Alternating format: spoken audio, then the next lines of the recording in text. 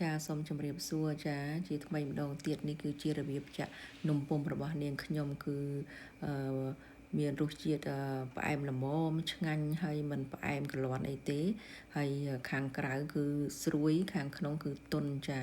ហើយរបៀបធ្វើគឺងាយខ្ញុំចែកម្លេចបងប្អូននេះគឺខ្ញុំបានចាក់លក់ឲ្យអ្នកធ្វើការជាមួយខ្ញុំណាដោយសារគាត់ចូលចិត្តរសជាតិ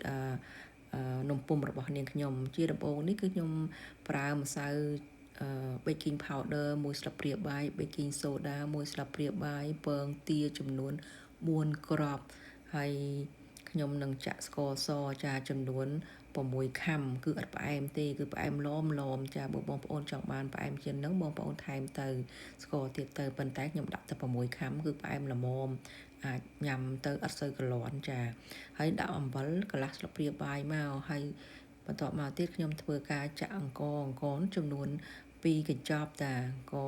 ខ្សាយយើងណាចាគឺខ្ញុំ2កញ្ចប់ហ្នឹងប្រហែលជា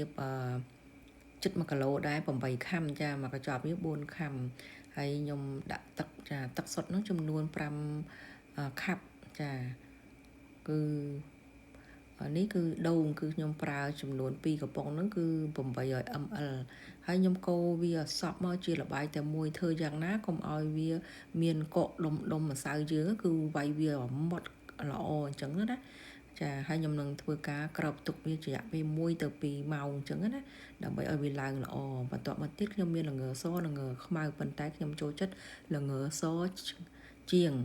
ចាគឺខ្ញុំដាក់ល្ងដើម្បីឲ្យមានបន្ថែមរសជាតិកាន់តែឆ្ងាញ់តទៀតណាចា